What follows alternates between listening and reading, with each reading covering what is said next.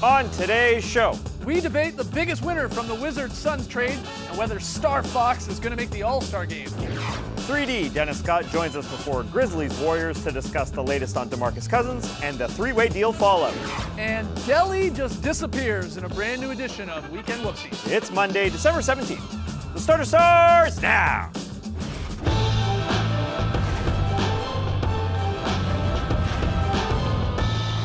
Good evening, Sweet World, and welcome to The Starters, presented by Jack Daniels, Old Number 7, and Tennessee Honey. Welcome back, Jack. I'm J.U. Skeets, and alongside me, as always, that's Tas Melis. Alongside him, it's the Aussie Lee Ellis, and over yonder, well, that's the bearded one. That's Trey Kirby. Hey-yo! Hey-yo! TK, what's up? Well, I'm here at the internet looking for your best tweets at hashtag the starters. And guys, Jimmy Butler returned to the Sixers yesterday after a 2-game absence, and he had a little something extra with him. It was on his face, and that, my friends, is a golden beard comb just dangling from his goatee. What a look, an innovative look, because you never know when you're actually gonna need a beard comb. There are times you just want to keep things tidy, you know what I'm saying? You get it? Yeah. Sometimes I look like I just wake up, and sometimes I look perfect. That's why you gotta have the beard comb. But it brings us to today's question. What is the strangest NBA accessory? Guys wear weird things all the time. Who can forget the time that Russell Westbrook almost broke the internet by showing up to a game in a photographer's vest? Or what about that time that Tim Thomas was wearing 2 headbands during the season, only lasted 3 games? Or how about the time that Tas Melis pulled a Pedro Martinez and wore his underwear outside of his pants? Everything is fair game here, but we need to hear from you, so let us know on Twitter, what is the strangest NBA accessory? Send us your best tweets to hashtag the starters. We'll hear from you later. All right, get those tweets in. Fun show tonight. We're going to talk to 3D live from Oakland. We got a new batch of Weekend Whoopsies, very solid play. But we start here on Monday night with a little what you got. Haven't done this in a while. If you're new to the show, we're going to debate some questions that Trey's going to throw at us, ultimately decide on an answer. But you got to be careful because there's only one correct response, and that's whatever TK says it is. Trey. Despite a brief this Brooks, no, that Brooks diversion, we got ourselves a trade. There's no Dylan and no Marshawn, but Trevor Ariza is heading from the Suns to the Wizards, and as you see here, Kelly Oubre and Austin Rivers will be sweating it out in Phoenix. This is the first trade of trade season. So guys, who won? The Wizards or the Suns? What you got? I think the bigger winner are the Phoenix Suns. I think so. They signed Trevor Ariza going into the season, a 1-year deal for a vet to provide a little bit of veteran leadership for their team. Their season does not go well. They are the worst team in basketball. Trevor Ariza is not going to stick around there after the season, but somehow they turn him into a guy who's 10 years younger than him and could be a Trevor Ariza for a long time in this league. That is the best result for Trevor Ariza signing a 1-year deal on your team that you could possibly fathom. Better than you could possibly fathom. So I think they're the big winners. Even though Trevor Ariza's still right now the best player of this deal, you think the Suns getting a young guy in Oubre and then maybe even a serviceable guard in Austin Rivers. He doesn't do anything Ariza doesn't do anything for the Phoenix Suns this season. No, he hasn't. Is he going to do anything for the Wizards? Do you think that's because he's playing in Phoenix, though? Yeah, and of got course. his payday and then totally checked out? You can't glue a team that's the Phoenix Suns. I mean, he's a glue guy. Yeah. You have to paste a team that's capable. A glue guy doesn't work on a bad team. You need triple glue. I'm agreeing with you because I do. Well, maybe the real answer is nobody's a winner in this. Maybe it's the Grizzlies who eventually didn't get involved. But I agree with you. Like, I get the idea of like taking a flyer on another wing if you're the Suns. I mean, they also thought Josh Jackson might be their small forward of the future. They've thought they dashed Bridges after him. They thought maybe he'll be that. They're trying to find that person. I get it. Maybe it will be Kelly who's expiring. But I just think it's interesting because we usually look at a deal and go, well, which team got the best player right now? The best player. I think Trevor Ariza still is a better basketball player right now than Kelly Oubre Jr. and will help the Wizards. I don't think it makes the Wizards a contender.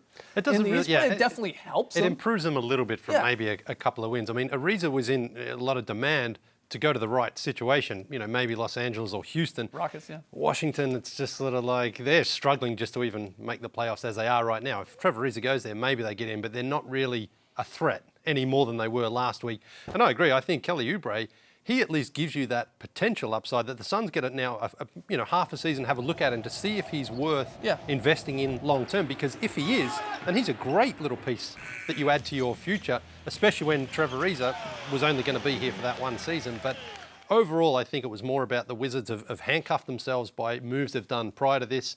the Otto Porter deal and the John Wall deal meant they couldn't really re-sign Oubre anyway next year. Yeah. So they'd sort of shot themselves in the foot here. And instead they get Ariza, who they hope, and there's some reports that he had a good influence on John Wall in his first stint there. So they're hoping for that to happen, and hopefully they can turn their season around. But long term, it doesn't really move the needle all that much for the Wizards as far as this season. A handful of games maybe, but that's about it. And because they're in the same trade, it's hard not to link the two. Oubre, I think, could become as good as Trevor Ariza. He's not a great three-point shooter, but Ariza was a bad three-point shooter to start his career for a long time. He was an athletic wing. That's what he was until he learned to shoot the ball. And Kelly Oubre can play defense, so maybe he can turn into Trevor Ariza. I think that ceiling, or even a little bit better, could be there. I think it's a great That's what move for the Suns Suns. are banking on anyway. Yeah, Like it's a good move. Yeah. Trevor Ariza is not going to stick around there. No. But it's a win-win for Trevor Ariza as well. Trevor Ariza wants to get paid next year. You're not showing off your skills playing on the worst team in the Right. league. Go to Washington. If you can help that team a little bit, you are the savior. And if not, hey, it's Washington, and no one can save them. I think it's a win-win for him as well. It's a weird deal. Maybe there are no winners. Sometimes trade does this. What is the answer here? Is it the Suns? or I Wizards? picked a winner. I'm with you guys. I think it's the Okay. Wizards. Because Trevor Ariza, best player in the trade, and the Wizards seem happy about it, and they need some holiday Yeah, cheer, yeah. honestly. Cheer up, guys. Anyways, moving on. Brandon Ingram was the number 2 pick just 3 summers ago and was assumed to be a Lakers building block heading into the season. But according to Eric Pincus over at Bleacher Report, rival executives expect Ingram to be traded at some point, even though that may be after the season. Guys, tell me, is Brandon Ingram a long-term Laker, or is he a trade chip? What you got? Wow. What do you think? I think he's a trade chip right now. I don't think he's quite developed into the player they were hoping for. He's sort of stuck a little bit between a 3 and a 4 because he's not really a big banger. He's not down low. And his game hasn't improved all that much from sort of season 2 to season 3. And I also think Kyle Kuzma has kind of leapfrogged him in the think that's it. Lakers rotation. Even Kyle Kuzma is more a traditional 4. He's not a banger. He's out there shooting threes. He's a fast runner. He's a good defensive player. But Brandon Ingram hasn't quite become that player. And I think the Lakers probably sense that there might be something in return for a young team to take a flyer on him and give up maybe another asset that the Lakers could use either next season or down the lane. But I just don't think that Ingram has a long-term future right now with the Lakers. Is a part of that, though, because, and not like you said, like Kuzma, maybe Hart, they fit better with a guy like LeBron James. Does this come back to, like, does Ingram work with LeBron beside him? Well, is that possible, or does he need the ball in his hands, and you're not going to have that if you're playing besides the king? Yeah, it's good to bring up LeBron James in this conversation because a lot of guys have trouble their first year with LeBron James. A lot of guys. Yeah. Dwayne Wade, who's retiring right now, just said, our first year together, we couldn't figure it out. Yeah. And then everything clicked. So Brandon Ingram, a few months in here, 30 games in, yes, he's not playing well. He's not playing up to Kyle Kuzma's capabilities at this point. But I think the Lakers know that, and they know playing beside Bron is hard. So let's chill on this. Maybe he's going to be the fulcrum of their second unit, if they go into the postseason. Because you're right, he's kind of a ball stopper beside LeBron James, Kuzma, Josh Hart. They move it a little bit Yeah. more. Brandon Ingram's not playing to his potential quite yet. But a few months in, maybe he's not just a trade chip. Maybe he is playing a bit more to his capabilities.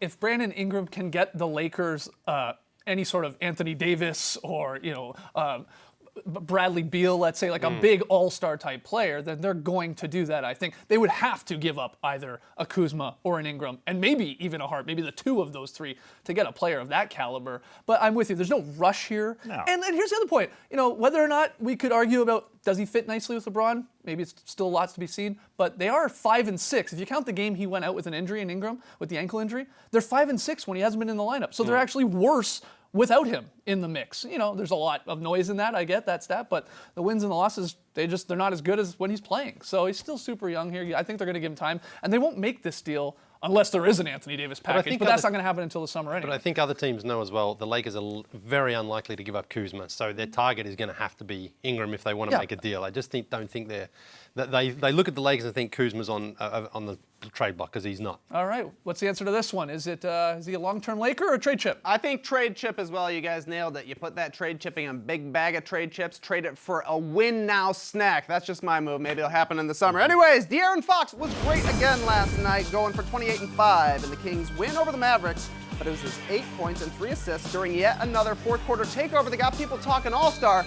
Gonna be crowded out west, but I gotta know, is De'Aaron Fox an All-Star? Yay or nay? What you got? Okay. I want to say yay so badly. I love De'Aaron Fox. He is must-watch material right now. It was a perfect example last night playing the Mavericks. This guy just takes over fourth quarters. Everybody talks about his speed, how fast he is. but it's actually, I think, what impresses me is his stamina. This guy should be running marathons, because when people start to tire in a second half and into the late fourth quarter, he's just as fast, if not faster, so it's crazy.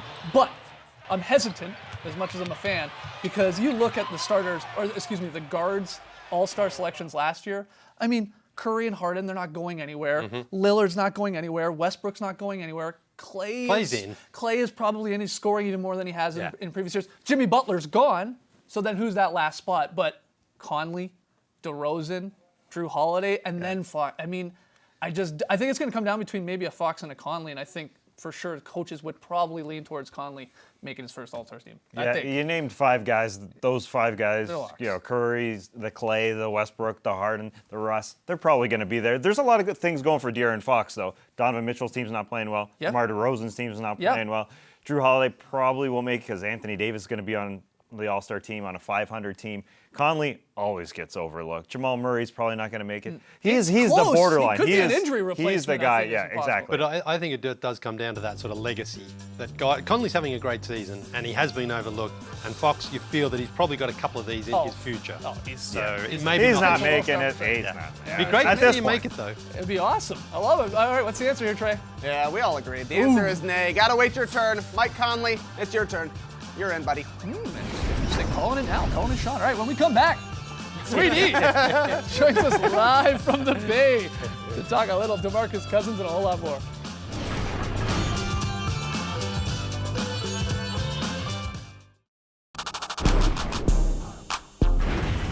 The Starters is presented by Jack Daniel's Old No. 7 and Tennessee Honey.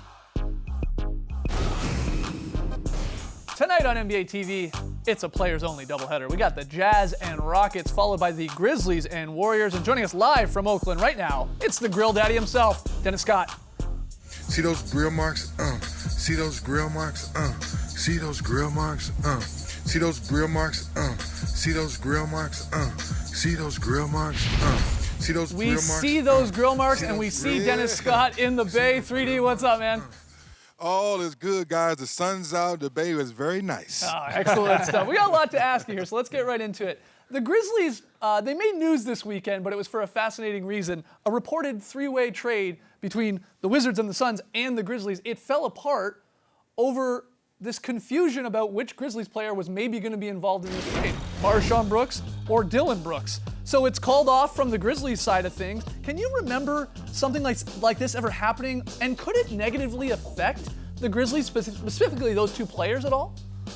Well, it's happened before, guys. It's not the first time in the NBA where miscommunication with trades and teams of that nature. What I like about the situation is Chris Wallace, the general manager, stepped up and kind of addressed the situation, said they made a mistake, went to MarShon, went to Dillon, explained to those guys, this is what's going on. So I think big picture, I think they'll be fine. They have good leadership. But once again, to have a GM to come out and speak like Chris Wallace did the other day, I have no problems. Yeah, it's a good call. The Golden State Warriors, they're taking an interesting approach here with how they're rehabbing DeMarcus Cousins. They just said for the second week in a row, Cousins is going to practice with the Santa Cruz Warriors in the G League. What's your take on how they're handling this? Do you like this move of getting him in the practices down with the G League team because they're just busy playing a bunch of games? I personally, guys, love it. It lets me know DeMarcus Cousins has grown up and he understands that he's trying to get back on the court, but also trusting Bob Myers that he's going to put him in a situation where he can get up and down the court, because we know now at this point in the season, guys don't practice that much. Right. So the fact that you can get some real basketball competition, run up and down, sweat, bang a little bit, and really test the leg and see how it feels, because once you step out on that court right there, it's real money time. So I think it's a good job by the Warriors by a whole.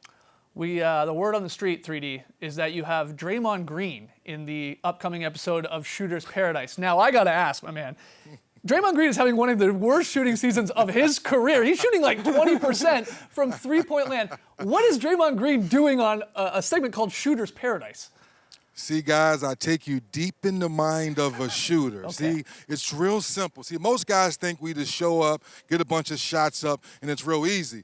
But to have a guy like Draymond who's so unselfish, how many times have we seen Draymond Green get an offensive rebound and easily could put it right back up? But Draymond gets that rebound, looks to the left, he sees one flamethrower. He looks to the right, he sees another flamethrower. And then now being around KD the last 2 years, he has a third flamethrower at the three-point line. So what we're doing is showing you why the Warriors offense, why things work so well, why when Draymond Green gets a rebound, non-shooter, pushes the break, has 3 flamethrowers waiting for you to knock down shots. So I take you a little deeper in the mind of the shooter, 3D guys. taking it next level here, talking about the pass It's that 4D. leads to the shot. I love it. It's 4D, exactly. All right, 3D, this is going to be the last time we see you here before the holidays as we get into Christmas. Do you have any, you're the grill daddy, we know that. Do you have any holiday grill tips for anybody out there? Well, the biggest thing is, for, during Christmas time, because you just got finished doing the turkey, right? Yeah. So now it's about the ham. So now you got to glaze the ham, you put it in the oven, and then you drop it in the deep fryer for 3 minutes. Not 2, not 1, 3. And then bring it out, let it set. Oh, my goodness gracious, guys. What a tip from the grill daddy himself. We can't thank you enough, 3D. Happy holidays, buddy. Enjoy the game tonight. We'll be watching. Players only, baby. Players only. only. Players All right, only. when we come back, we got a brand new batch of Weekend Whoopsies. Don't go anywhere. 3D, 3 minutes in the fryer. Easy to remember.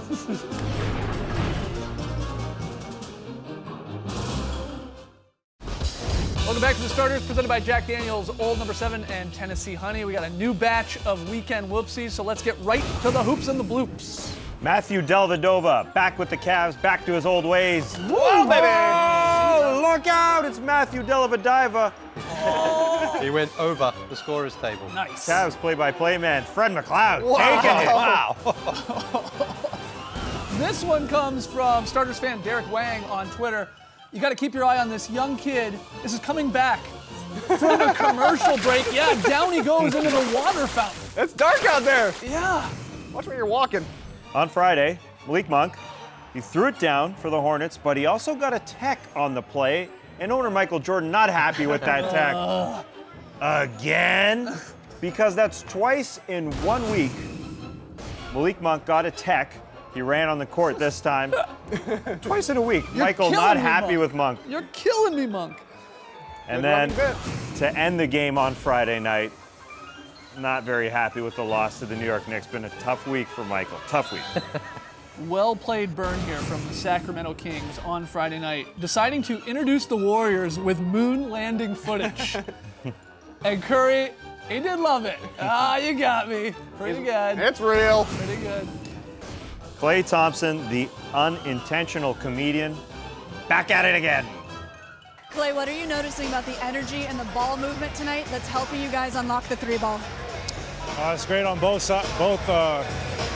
It's great. Both of them are great, and we're getting out pushing the pace. It's great on both sides. It's great. Both of them are great. Good quote. It's a strong quote. Look at this Jamal Murray fan. Just getting denied on the high five from Jamal Murray. He gave up quick, though. Give it a second. Ben Simmons misses the point-blank dunk. I think he got it caught in between. Layup or dunk? Yeah. Ooh. This one is very strange. You don't see this often. Look at Ibaka and OG Anunoby running together, arms length, just trying to pick anybody they can find. All right, over here, let's go over here. Like they're playing like moving Red Rover here. How did they not hit anybody, though? don't know. That's the crazy part. Yeah, Guess it's easy to see him coming. I guess so. Chris Dunn's 3-ball attempt. Short! Whoa, wow. I mean, he's deep, but yeah, Yeah. a little out of range. And as the great Lee Ellis said about this segment, it was T-shirt toss time, buddy, not kiss cam time. Hey! Come on. Rejected. Lance Stevenson buries the 3 against the Hornets, and he busts out a little air guitar, yeah. But What's wrong with that? it got him a technical. What? He was strumming too close, or maybe he was out of tune a little bit. Yeah, it had to be that. What, you don't love music? Come on. Very powerful. Kyle Kuzma lets LeBron know he's got a little loogie in the beard. That's a good friend. Clean that up. Yep, got it. Gotta have somebody that watches your beard. Exactly right. Lee, we got a good double ender whoopsie Oh. here, yeah. A very solid double ender, is it? Well, John Collins, comes up a little short on the oop. Going the other way, They'll make up for it. Kuruks, Whoa, to baby. nobody. Rodion's Kuruks, what a name, that's fun to say. But Who Collins was he screws throwing up it on to? that. And yeah, Kuruks, whoa. I thought the ref was running the break there with him. And we'll finish it off with another great pass. Channing Frye, the pump fake to the corner. Colin Sexton for a three. Oh, no. Shoot it! He's on the bench. Yeah, Sexton's got to let it fly. You can't regardless. stand up. Come on, Colin. Oh, that's on me. That's on me. LeBron loved it too. Snapchatting, Channing Frye and everything, letting them know. All right, when we come back, Lily, get a very solid play Will for it be a double-ender? us. Ooh, will it?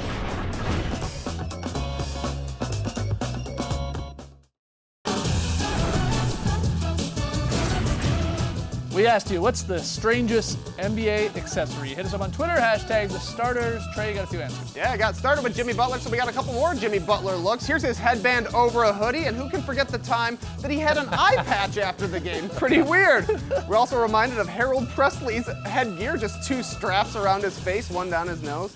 The giant Shaq phone from an All-Star game back in the day. Shout out to Diddy. And Connor asks if Dirk bringing leftovers counts, and I would say, Yep. oh yeah, that counts.